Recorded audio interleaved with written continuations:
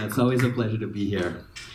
So Nomi, congratulations first on writing and publishing a wonderful book.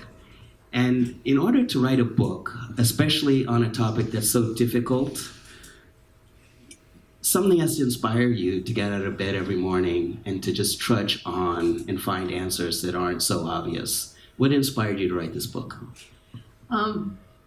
First of all, before I answer that, I also want to thank the Strand, because this is my fourth book that Nancy, the Strand, and you have opened up to me, and I am particularly inspired by the entire history of the Strand. It was created before the crash in 1929. In 1927, it went through it, and it's still a fabulous independent bookstore today. So thank you. And I also, because he's not here, wanted to thank Danny McGaw for that song. I met Danny actually in Ojai, California at a lovely wine bar called The Vine, and he was playing a bunch of songs, and one particularly inspired me as I was thinking about finishing the book, and it was You and Me, because we blame a lot of things for the plight in which we find ourselves economically, financially, the sort of feeling that it's not quite right. And this captured it in a way for me. So that was an inspiration along the way. What inspired me to write this particular book is that I was invited in the summer of 2015 to speak at the Federal Reserve, the main central bank of the central banks, that I'll be talking about in more detail, and it's in the book in many, many spots. And they do this annual conference, the Federal Reserve, the IMF, which is the International Monetary Fund, and the World Bank, and it's a closed conference. It's not a sort of glitzy one like the same bankers also do in Davos, Switzerland, or some of the bankers go to Jackson Hole, Wyoming, and so forth. It's private. It's really the regulators who get together and talk amongst themselves. And this particular summer, I was invited to address the topic, why isn't Wall Street doing enough to help Main Street? So I got invited to do this topic, and my response to the person at the Federal Reserve who invited me was like, do you know what I write about? I haven't been exactly the least critical person about the work that the strategies that you've implemented since the financial crisis, or before the financial crisis, or historically. And they're like, we know who you are. But we really want to have a conversation about this particular topic. I'm like, okay. So I show up at the Fed in the very room that the FOMC, the Federal Open Market Committee, gathers to discuss the level of the cost of money or interest rates with other central bankers from around the world. And Janet Yellen, who was the former chair of the Fed, gets up to speak, and I'm paraphrasing, but she said that everything's good now, and that the banks were fine. There were no more risks of bailouts, there were no more risks of crises, and they had basically dodged a severe bullet by their strategies. And there was a little shifting of some of the seats of some of the central banks that were not from the core countries. And there was also this feeling in me that was like, no, it's not really quite perfect. If anyone gets a blank check to write for themselves from a central bank to help them get over a crisis they created, ultimately extra money for them is going to help in some capacity, but the question is who it helps. And I got up in front of this room and I said, well, the reason that Wall Street hasn't helped Main Street, and you're asking this question, is because you didn't make them. You basically created a policy that globally was a gift, a continued gift even today, of $21 trillion. That's the size of the GDP of the United States. And you basically gifted it in different pieces to private banks throughout the world, who then used it for other things. So it shouldn't be surprising that they didn't use it for the things that you're talking about, that they didn't use it to really put into the mainstream economy in any strategic, dedicated way. That wasn't a requirement of the money they got, and so they just didn't do it. So I got inspired by the luncheon, actually, that happened after this, because I was talking to members of central banks from Mexico and from Brazil, from Lebanon, from different places, and many of them that weren't involved in the creation of these trillions of dollars for their banking systems, were concerned that they were swept up in a world now in which the creation of this money was lifting the amount of debt that was issued throughout the world, lifting stock markets in a way that wasn't sort of organic, and leaving economies such as theirs and people such as in our country behind this entire wave. It wasn't lifting everyone. It was lifting the institutions at the top, and it was lifting the individuals who had effectively caused the crisis. And so I started going around the world to examine that. In your, I guess, journey around the world to research this book, walk us through what that was like and give us the most memorable experience, your holy crap moment where you felt, I'm really on the right research trail. Well, I spend a lot of, I had been spending a lot of time in Mexico, just doing a lot of talks, and my dad lived there, and I just had a lot of personal as well as professional connections to Mexico. So one of the first places I happened to have been after I decided there might be a book to write here was in Monterrey, Mexico, which is it's the third largest city in Mexico, and it's sort of the industrial center of Mexico. And I was speaking at a conference there with basically all of the CEOs of all of the major companies in Mexico. And before the conference, I'm at a breakfast beforehand. Whenever you do conferences in Mexico, it's cool because they feed you a lot beforehand. You get really good coffee, and it's usually a smaller group of people that talk amongst themselves at the breakfast. And I was seated next to a senior member of the Central Bank of Mexico. At the time, he was no longer with the Central Bank of Mexico, but who had been there until the beginning of the financial crisis in 2008, and who leaned over to me and said, this was just not handled properly. It really it concerns me. It concerned me then when I left the central bank. It concerns me now. And I thought that, and he's like, and don't say who I am. So I'm not mentioning his name, and his name's not in the book, but that was sort of a moment where I'm like, okay, well, this is the beginning of something. And from there I went to Brazil, and I spent about a month in Brazil where I traveled to a number of the major cities in Brazil, and this was during the time when there was a lot of just unrest because of what was going on in the government. There was a big shift in the government. There were demonstrations in the street pro at the time the Workers' Party government that was headed by Dilma Rousseff, who is now no longer head of. Well, it's no longer the government, and there was a lot of sort of crises that had happened over the 10-year period since the financial crisis that Brazil was navigating, and that people were in the streets demonstrating about, and that was causing political unrest, and there's also a lot of corruption there and everything else. And I wound up meeting in Brasilia, which is the capital, with one of the central bankers at the Bank of Brazil, and he sits me down, and he shows me these charts about our bank. So he's in Brazil, and this is how the impact of the United States sort of proliferates the world. And he shows me a graph of two lines. And one line is how much the Fed dumped into the markets, how much money it conjured or fabricated with which to buy bonds, which is wonkily called quantitative easing, and to keep the cost of money at zero. And the other line was how the U.S. stock market had risen. And they were basically the same line, give or take a tiny amount of distance between the two. And he said he did this on a composite basis because apparently the Central Bank of Brazil has the access to a lot of the data from a lot of the central banks and the timing, and obviously it's publicly available what stock markets do. And he did this for all the major central banks, for Europe, for Japan, and so forth. He added them together, and it was the same two lines basically on top of each other. And he said a lot of what has happened here has been trying to both keep up with and understand what's going on with respect to the outside strategies that are sort of imposed upon us and what we need domestically. And even though there's corruption and everything else at the top of the government and between the members of the different parties, the reality is there's this outside force that's beyond our country that also rocks us on a regular basis, and here are the pictures.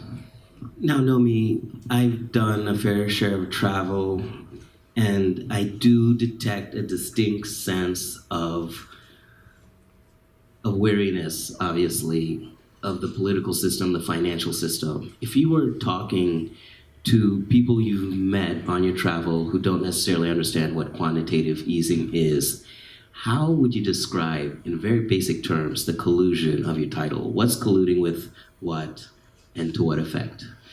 Yeah, so my collusion title has nothing to do with Russia at all.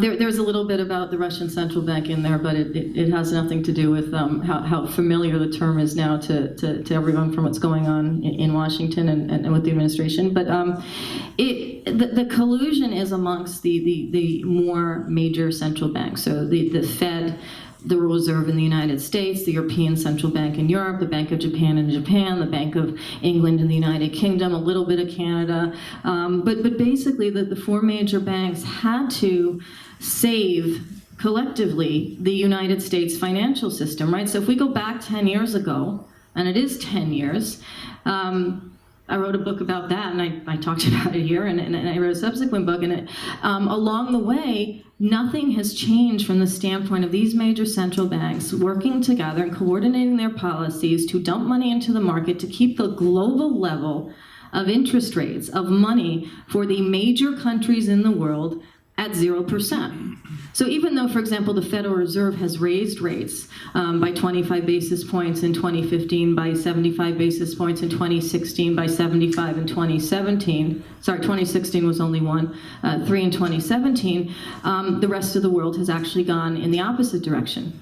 So the moment the Federal Reserve raised rates for the first time in about 8 years in 2015 by 25 basis points, which is 0.25%, which is the smallest increment you could possibly raise rates by, it created a market like chaos in stock markets and sort of a plummeting in the beginning of 2016. The result of which was the European Central Bank said, we got this. We're going to drop rates to negative.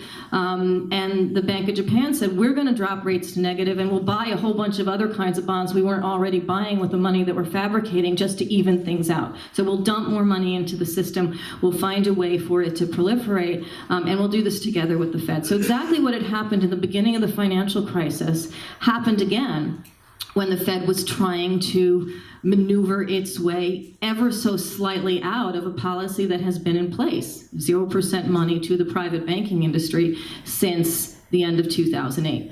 So now all of a sudden we do have, collusion has this, and I was this morning told about the Google definition for collusion, and if it's Google, it must be right. I'm using someone else's joke, but I liked it. And what the definition basically is, it's a bunch of people that sort of do, or entities that do things in secret that are deceitful or criminal. And so in the case of the central banks, it wasn't so much secret. But what I do in the book is I actually look at a lot of the documentation, the timing of when things happen in the market place, and when certain decisions were made by these central banks, and what was said to the news and what wasn't said to the news. And so I kind of got a picture of what's happening actually quite publicly. But when it's unfolding, it sort of seems secret, because like something happens in Japan, and something happens in Europe, and something happens in Greece, and something happens in the United States, and something happens in Peru, and just all these things are happening, and you need to sort of put them together. So they were colluding because they were working together to fix the cost of money globally. Why that's deceitful is because in the process, the narrative of these central banks was that it was helping the Main Street economy. That it was basically the most massive trickle-down plan in terms of rhetoric that's ever been concocted, a $21 trillion global plan. And the idea was, as it was narrated by these central banks, the major ones, is that you put money at the top of the market, it would go to the banking system, it would get lent out to small businesses, it would get used for infrastructure, it would get used for development, it would help individuals, and everybody would be better off, the economy would be fixed. The reality is, and going back to these two charts and going and looking at the market, is that what banks and companies did is they just went on a buying spree. I mean, like if any of you were given like free money and your choice is, go take 5 years to build a bridge, or 10 years to build a highway, or just, dump it in the market and we'll give you more. So once you dump it in the market and it goes up a little bit, we'll basically have more on offer so it can go up even more. It's kind of a sure bet.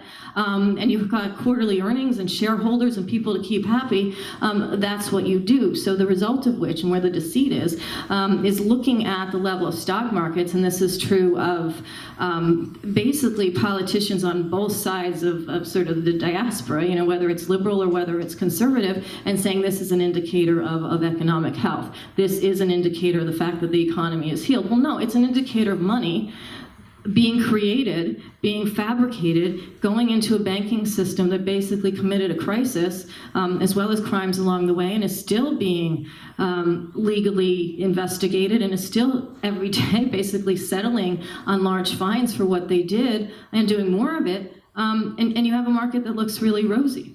Not so much recently, which we can talk about, but that looked pretty good at the top. Well, 10% of Americans own 84% of the market. So the fact that it went up a lot just by math didn't really help everyone else. Yeah. I'd like to steal that trickle-down rhetoric.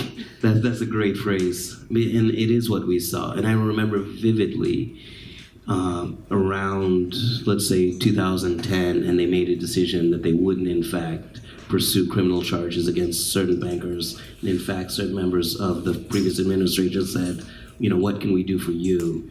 That would not bode politically. And people felt that. People felt that there would be repercussions for that action and non-action. But tell us, there's some wonderful insights in this book where you're in these wonderful places reporting what you're finding. How did you get access to those places? Through a really variety of sources. When I'm in a place, I tend to sort of scrounge around.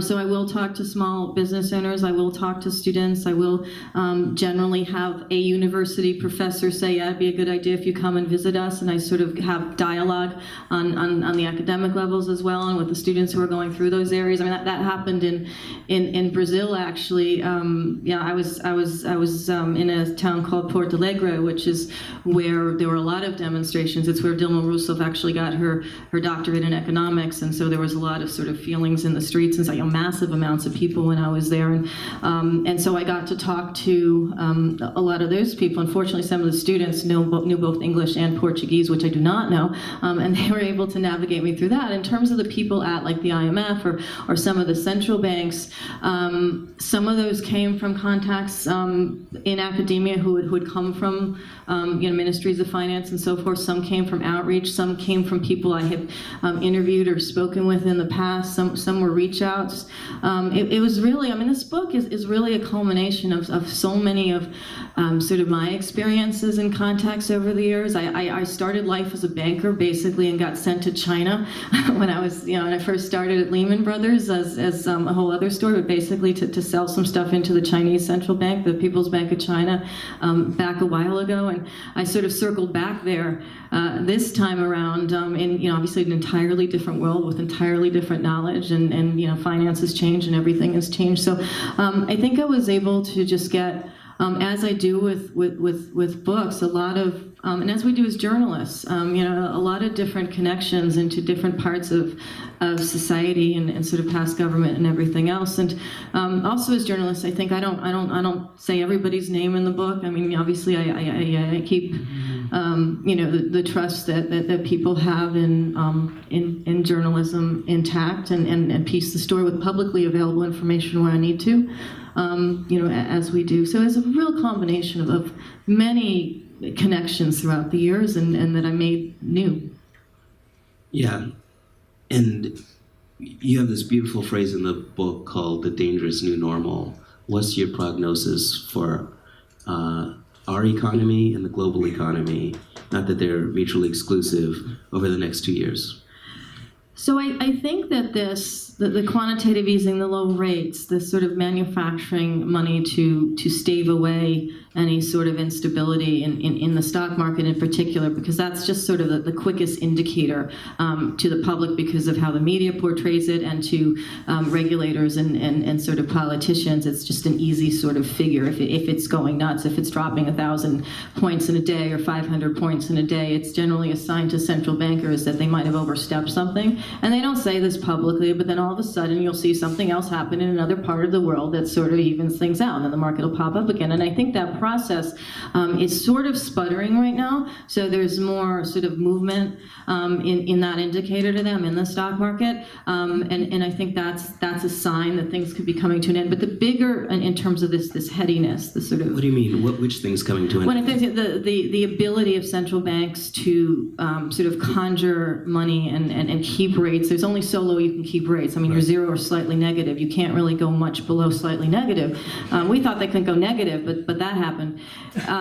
And so there's not a lot of ammunition there. There's some people like me who think that the Federal Reserve, for example, having raised rates a little bit, sort of led out of this 0% money throughout the world, is trying to do things around the edges, like sort of roll back the possibility of their forecast being correct, which is 3 interest rate rises this year. It might or might not be correct, but they're sort of rethinking the effect of moving rates up. And that reason for that is because it creates, creates just anxiety in the market, not because of what it does to the economy or people. But the bigger thing that could go wrong is the amount of debt that has been accumulated both in our country and throughout the world, in corporations, in governments, that has been issued because rates have been so low, so therefore it's been so cheap to borrow from the future and not really pay much back for potentially ever.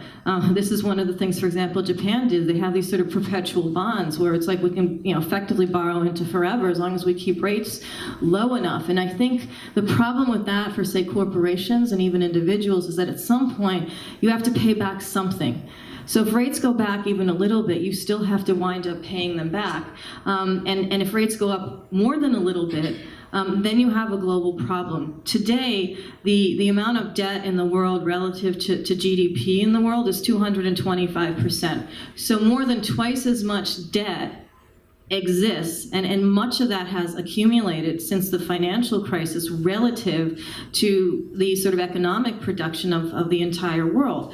And so that's a lot of debt to be operating under. In addition, individuals are at their limits or are reaching limits of credit card debt, of student loan debt, of auto debt, not so much mortgages because that kind of had a little bit of a wipeout 10 years ago, but really living on the edge of a system which also creates political anxiety and everything else that also can't continue to hold forever. So in 2 years from now, I would think that's a good potential time for another financial crisis, which will start with some of this debt defaulting as it does, whether it's emerging market debt or whether it's corporate debt in developing countries, or just rates being lifted too high too quickly that causes companies and countries to have to repay too quickly with money they don't have because their economy didn't really grow and they can't really sustain it. And I think that bubble can then pop very, very quickly. And in the stock market, we've seen it already sort of do a lot of sort of ups and downs in this year. But also when debt starts to not be repayable, then there's no money to keep stocks up, and therefore the stock market starts to go down even more quickly, as we saw in the financial crisis of 2008. So I think right now they're sort of the major central banks in a kind of trying to be in a holding pattern. But I think that has an end. Quickly going back to that comment you just made about 2008, on many levels, you talk to people who may not care to understand or don't understand all the technicalities of what you've just described, but there is, and you can't even overstate it by calling it an apocalyptic sense that you do not know what the future holds in terms of retirement, in terms of feeding yourself, and you see all kinds of examples of this, of people saying, the economy does not feel like it did before the crisis, and many Americans say that we haven't recovered since the crisis. And I found myself talking to a guy called Nigel Lawson, who was in many ways an economic brainchild of Thatcherism. He was Thatcher's basically Secretary of the Treasury at the time. And almost crowing, he said that the failure to deal properly with the financial crisis in 2008 really did the left in a meaningful way. So winding down, I think we'll ask 2 more questions and then get to the audience. And what thinking about that in terms of a global rightward shift, among many reasons, is not the only reason. Well, I think that's right. What happened was here in this country with the election of Trump, in the vote of Brexit in the UK, and sort of the shifting to the right or sort of a more fascist type of rhetoric throughout Europe and in Brazil and so forth, is that when people, and it's kind of like the song, it's like, you can only blame sort of others so much, but it's not necessarily going to change your economic situation, particularly when the inequality that you're experiencing, that you're feeling, that anxiety, it's real. The money is going to, and not even just money, like a lot of money, like trillions of dollars that then get leveraged or that the banks and other institutions can borrow against to create sort of more money, is going into the financial assets at the top, and it's going in of the sort of financial hierarchy. And so the feeling that it's uncomfortable and that we haven't really recovered anywhere. And the financial crisis that happened in the United States hurt the rest of the world. The rest of the world is experiencing, in many ways, is still a result of our financial crisis, and all of these shifts are a result of that. I'll give you just a real-life example of what you're saying, because my hair is important to me. Okay, it just is. And I was, and what I do before I go, do one of these things or get in front of people or whatever, is I tend to make sure it looks okay. I'm not going to ask you what you think of my hair, but I was talking to a hairdresser and who was doing my hair, and he was new to me, so it was the first time I'm really having a conversation with him. But I'm telling him about the book tour and the book and everything else, and he says, I've really struggled with, since the financial crisis, of where I keep my rates for things like a haircut, things like a blowout, things like color. And because I struggle, I don't want to raise them too much, but my rent's raised a lot. The rent on this chair is raised a lot. But if I raise rates too much on my services, I could lose customers. I can't afford to lose customers, so I have to keep them at a certain level in order to maintain a certain level of clientele I have, which means more of a cost to me. And then it goes down the line, because he's got to pay for product, he's got to pay for shampoo and color and all sorts of things down the line. And the people that supply or create those are now selling less because people are paying less, and because there's only so much that these are small business owners can afford to sort of be out during these entire processes. So he was basically saying everyone down the line, from the people that only come in once a month instead of once every 3 weeks, to him having to keep his prices the same, to his rent going up, to the cost of his product going up, but him ordering less because of that, which then hits the product providers. All of that, he feels, as he was doing my hair, was a direct manifestation of the financial crisis. And that cycle, it's something that the Fed knows. The Federal Reserve does these inequality studies every 3 years, and they themselves had their last report in 2016. There'll be another one in 2019, say that inequality has grown since their solution to the financial crisis. They know this. But it's these little things along the way that actually dampen the sort of economic spirit of people and create that anxiety, as well as the real, extreme expenses like health insurance premiums, like student loans taken out for universities and so forth. Nomi, I go to a different hairdresser than you. Nonetheless, my barber is working 3 jobs. His hustle's got hustles. And it's that sense that there's no longer a one-to-one ratio of your hard work and your productivity to what you get on the other end, and trying to figure out in the new numbers, the new indices of what an economy looks like no longer hold. And I think that's part of the anxiety that I hear about. So final question from me, and then I'd love to hear from the audience. If you could make anybody read this book, really get in all your wonderful research, your travels, what you've overheard, what you've learned as a whistleblower, what you've learned as a refugee of Goldman Sachs, all that experience from both working in banking, which I'm sure you miss, to being an investigative journalist, who would that person be? Who would those people be that you could make read this book? Well, I dedicate my book to the citizens of the world. I did do that, so I do hope that parts of it are widely read by people who are impacted by something they can't quite, sort of understand or quantify. I think in terms of the people that run these institutions, it would be good right now if the head of the Fed would take a little, sort of peek at the book. And in fact, we should send him a copy to Jerome Powell, who's the Trump appointee to the head of the Fed. I should mention that the presidents are the one who appoint the heads of the Federal Reserve in our country, and that Congress is supposed to reject or accept that person, and Congress has always accepted that person. So the relationship, even though it's supposed to be independent, is fairly political, even though they will swear against it. I think Trump should read it. I do. He doesn't read. I doesn't, and that's the thing. So I think someone could, put it into notes or tweets. We could tweet the book. Volunteers. We're taking volunteers. But seriously, yeah. to put it in a graph, to put it in a book, to see concretely what the collusion you're describing has on people's pocketbooks, on the country's prospects, I think that's a great idea. Thank you. Yeah. Okay. How much time do we have for questions? Okay. Questions, please. So earlier you were talking about this private meeting with the central bankers. And that reminds me of some comments you've made in other interviews where you said it took all the genius and expertise of these mid-level bureaucrats to come up with quantitative easing. And when they did it, they ran out of ideas. They don't know how to unwind it. They don't know how to come up with any alternatives. Didn't they study the New Deal? I mean, Henry Morgenthau and FDR came up with a government-initiated program. They funded it, and it put a lot of people to work. And it mobilized the nation to get ready for World War II, really, which then shot us through the roof economically.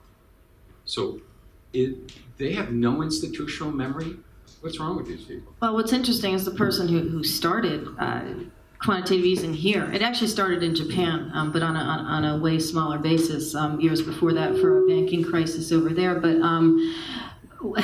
was Ben Bernanke, who professed to be a depression scholar. And you've probably heard me say, I don't see how you can study the sort of crash and the regulations that were put in place on banks after the crash, the Glass-Steagall Act, and what FDR did in terms of jobs and other types of programs, and come to the conclusion that what the Federal Reserve has done this time around is actually found useful to the real economy. So yes, that's a problem. Like, they don't have an unwind. I've actually, they could do things right now that they didn't think of, during this 10-year period. That they could actually take, the Fed has $4.5 trillion worth of assets on its book, which it purchased from effectively banks for effectively nothing.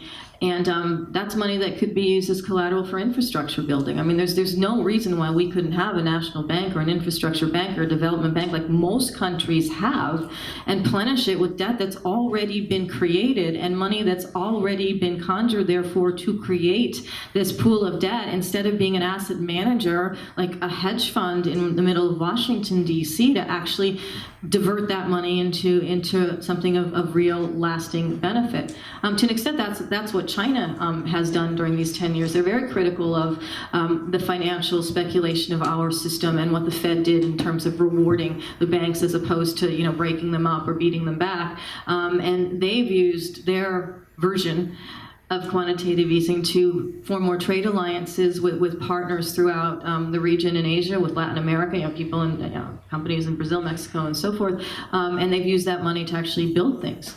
And green energy projects and things that actually have some sort of lasting use.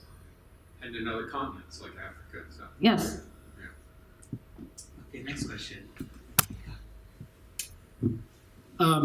I became interested in this subject pretty anecdotally with a fight with Citibank over my MasterCard, where, I was just living my life, and there was a little bit of a tight time, so I was paying, regular payments. And then suddenly I was late, didn't pay, I was just didn't arrive on time. And my rate went from like 11 to 28%. And I called him up and I said, there's a guy down the street named Louis. He does 28%. It's like, are you He guys chops long? off your fingers. Yeah, he chops off your fingers, but he said he'd do it for 26. And it started this fight, and I just wouldn't let it go. And then after the financial crisis, of course, I realized that now they owed me like $100 billion. So the tables turned. And then I started following and digging in. And I guess my question to you is, one of the things that I noticed is that the Goldman Sachs type institutions wherever they go internationally, when the crisis happened, their fingerprints were there. Iceland, Ireland, Portugal, Greece. And so they kind of get you going in, and then they get you going out. They say, oh, how can we help you get out of your horrible debt? Well, it's going to cost you, but we'll work with you. Is that crazy? No, I mean, that's very real. I mean, the private banks, it goes back to the question, why aren't Wall Street banks helping Main Street more with the most recent dump of capital they now have from the central bank, from the Fed in particular. And yes, they can increase, as many of you may have seen as well, credit card rates, just like that. It is in the fine print. You know, you can read that like multi-page thing that no one reads but this is a thing that happens, and it is a way to extract money generally from the people who least have it. And in recent history, where their money is coming to them at effectively 0%, that's a pretty big spread.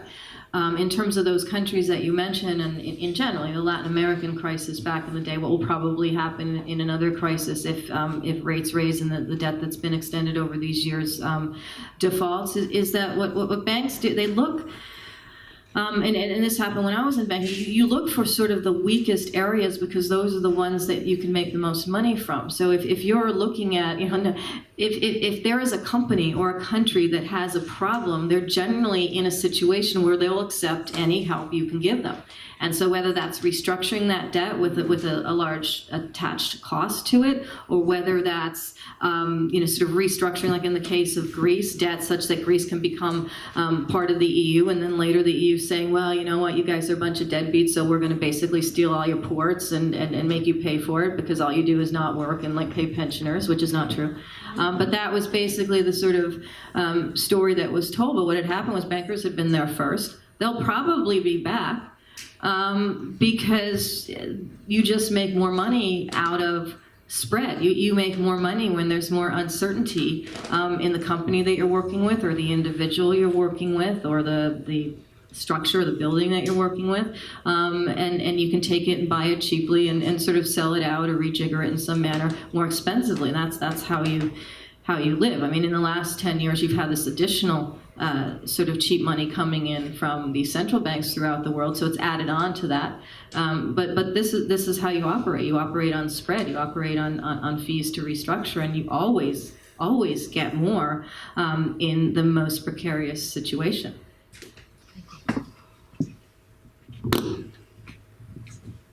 Hey, first off, I recently read your last two books. They were like masterfully written. Like, they're phenomenal. So my question is this, because I follow James Vickers a lot as well. If the SDR replaces the dollar as a reserve currency, what does America look like when we can no longer rely on like cheap imports and all the benefits we get from being the reserve currency? Okay, so that's a question with a lot of components. So basically, in general, when countries trade with each other, the weaker or the cheaper one currency is, the easier it is for them to attract buyers for their products, right? It's just easier for someone to buy something that's cheaper. And so if the dollar is cheaper, then goods that we create in the United States become cheaper to other countries. And that's this idea of depressing the dollar. That's sort of sideways, but just because you mentioned the SDR is this thing, it's called the Special Drawing Rights Basket. And it's another wonky acronym, but it's basically, it's sort of an average of the major currencies that are used for global trade in the world, of which it used to be the dollar, the euro that replaced the French franc and the German Deutschmark, the Japanese yen, and the UK pound. And so now what is in it is the Chinese yuan. So one of the things that happened in this sort of China growth story, and this out of the ashes of criticizing what the US and Fed have done for the financial system here, is that we've added on sort of this other currency into the SDR. And the idea of that, which is actually a surprising thing from the book, it's very wonky, but really the current head of the IMF, Christine Lagarde, had a very good relationship with the former head of the People's Bank of China, Governor Zhao, and they said a lot of nice things to each other publicly, but she also let and pushed for this extra currency outside of the core currencies to come into the SDR. And there was all this fear that would devalue the dollar, because all of a sudden you have the same pie, but you have different currencies competing for the pie of trade in the world, and therefore, by definition, anything that was there before is now replaced by the new currency, and it depreciates. It has less value because there's more going around. It hasn't really happened yet, and the reason it hasn't happened yet is because the dollar has been, regardless of our policies, regardless of the Fed bailing out banks, and regardless of it tanking the financial system by not regulating our banks properly and exporting that as a main good of the United States, hasn't yet lost the grip on the dollar being the reserve currency of choice for the rest of the world's central banks. So whenever there's a problem, it's dollars that fix it. That's part of the collusion here that happened at the beginning of the crisis. Dollars fix it. So at some point, when countries trade more and more with each other, and they trade outside of a system that's predicated on the dollar will weaken by default. And that's what was put in play by the Chinese currency being part of the basket. And if the basket gets used in more trading and grows as just sort of a kind of composite currency, it will also, by definition, devalue the dollar. I think it will happen over a longer period of time because a lot of things are moving in that direction, but it's a world. And it will just take, I think it's shifting towards that, but I don't think it's a tomorrow thing. I think it's a shifting thing. The dollar's been depreciating in the last few years, but it's relative to those currencies, but it's going to take time. Let's do 2 more questions.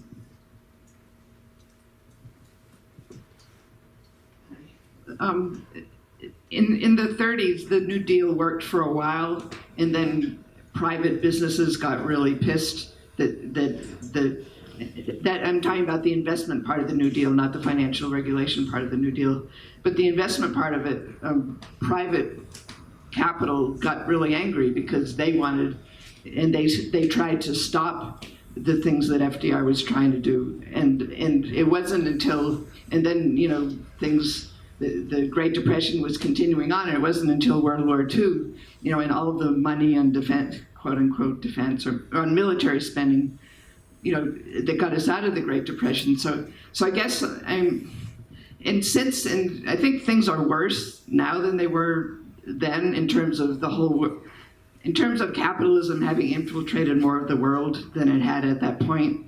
And for it seems that the reason why all these banks are like doing stock buybacks and mergers and all that stuff is that they're not seeing any way of making profits out of doing real things. So I guess I see it as like not just the financial system, but capitalism, like a system based on where everybody's trying to make more money than the next person, which leads to the inequality that makes it well, like even if they did do investment, who's going to buy it? Let's ask a question so we get more people in the audience. Okay, so I'm interested in how you see Main Street fitting in with it. I mean, do you see it just as a problem of the Fed and of the banks, or do you see it? How do you see the relationship?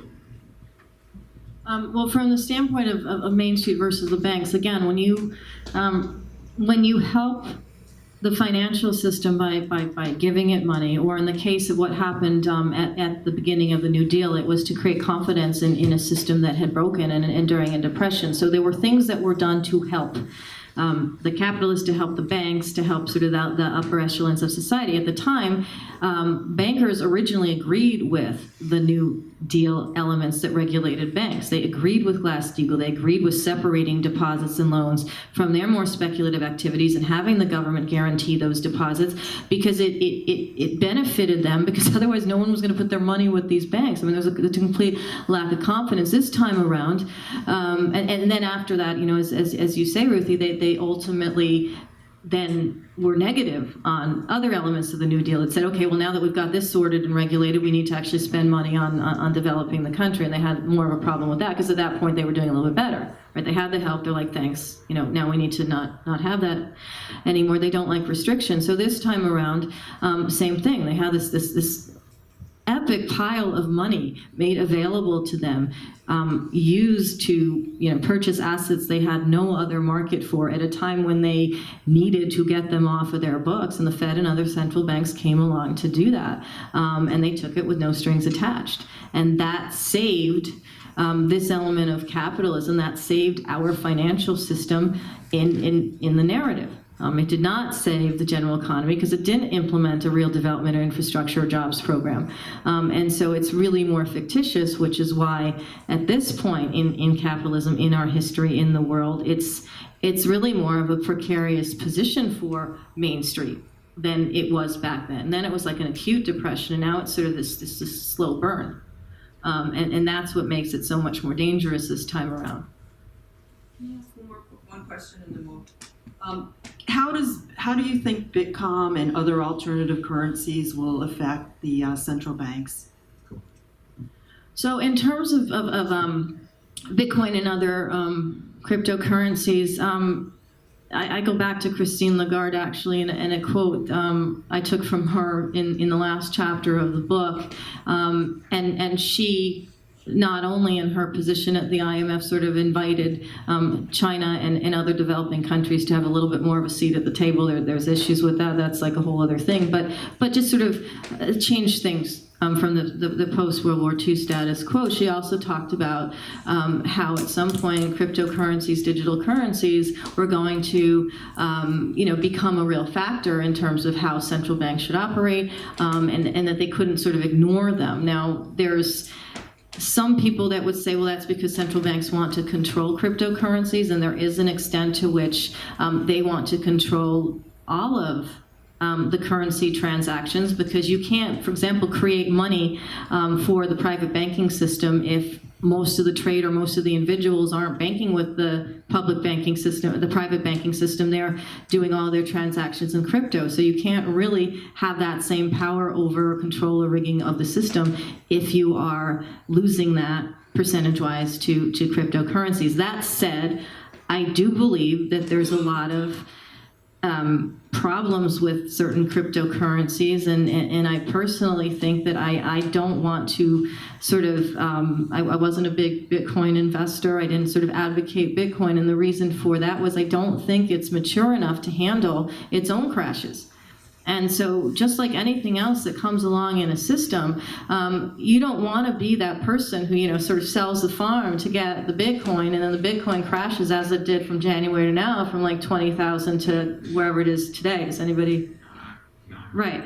And you lose 50% of money you really needed. So I think there is a need for any kind of cryptocurrency to really be a strong alternative, a solid alternative currency, to also have safety mechanisms in it, and sort of a way for people not to have to consider a 50% sort of gain or loss, especially if you're a merchant or you're a small business, you're an individual, and using it for payments of your bills in any given month. It has to reach a point of stability. Maybe that's when there's more use, maybe when that's a few regulations or rules involved that allow recourse to people that have used it so they don't necessarily lose money. And of course, you're always going to have speculators in any new market, so it will take time for that sort of equilibrium of speculators versus end users in that alternative currency. But I do think it would be great if there was one that actually had safety mechanisms in it and that could act as an alternative to the central banking system. It's called FedCoin. But it's not FedCoin. I did a wine coin, but Yeah, so this is around the corner. I mean, there are already people trying to start cryptocurrency merchant banks that will deal in international coin offerings, totally independent of what's going on in the quote-unquote real currency market. So this is around the corner. Instead of doing the last question, I'll let someone take the last question, and then we'll call it a wrap. Yeah. You said we're 2 years away from a crisis. You said we're 2 years away from a crisis. So can you sort of lay that out? And what it might mean for November of 2020? Because people want to leave on a happy note.